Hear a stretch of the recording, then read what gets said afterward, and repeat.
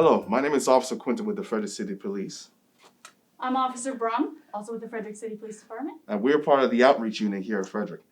We also are SROs in a couple of schools. And today I'm going to be going over with you the gear that we wear on duty while patrolling and doing the daily activities as a police officer. So I'm going to be using Amy right here to express and show you exactly what the gear is and where it is. So the next portion we're going to be talking about today is the Molle Carrier. Now the Molle Carrier is basically the same thing that all the officers have on their belt. It may look intimidating, but actually it's everything that we usually carry on our duty belt is right here and a big old fanny pack. Now in the Molle Carrier, it also has our ballistic vests. It's inside, and it's on the front and the back and some on the sides. This is also extra protection for us. Now the Molle Carrier, of course, is the same thing. It has our badge, has our name, and identifies us as officers. Now the next portion we're going to go over is your duty weapon. The weapon here on the right, of course, stays in the holster at all times. And at the end of the day, we only use it for high risk, extreme situations. We never take it out of the holster, and it stays in the holster at all times. Also, if you find anything that looks like a gun, that you may think is a gun, or even rounds, I think we want to take that out. Even rounds that you might see that looks like a bullet, please call police, contact an adult, please call police immediately. And do not touch it. Next portion we're going to go over is the handcuffs. A lot of people don't know, but the handcuffs is also double locked. So a lot of people think that, if you get handcuffs on you, they get tighter, and they just automatically get tighter. But actually, it's a double lock system on handcuffs where they will not get tight. They won't get off in any way, so then you'll be safe once you put it on. Of course, we only use it for extreme situations like transporting people or making arrests.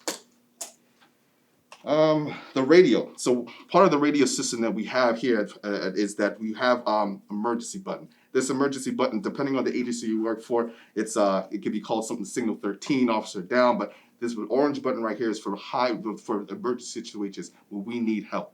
If we're overwhelmed and we can't control the situation, we press that button and we get our backup. Like I said, one of the reasons why I love the radio is because it's our communication, our lifeline to the rest of our resources.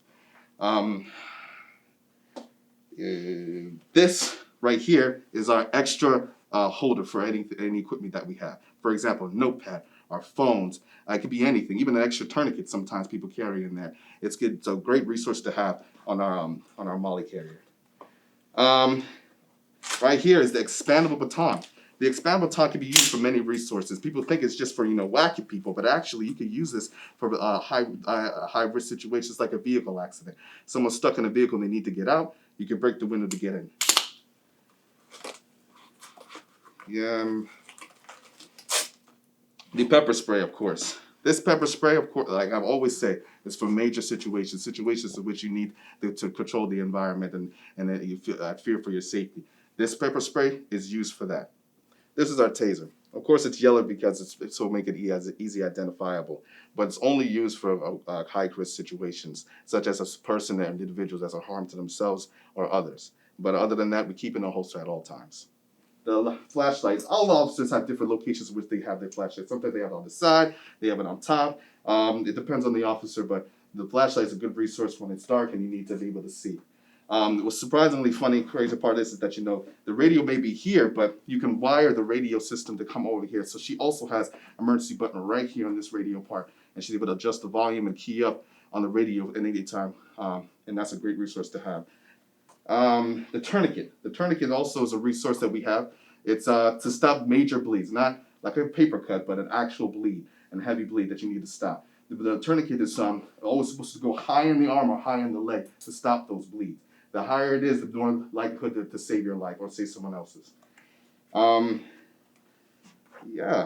course, officers have different locations in which they have their handcuff keys, but this is an example of one.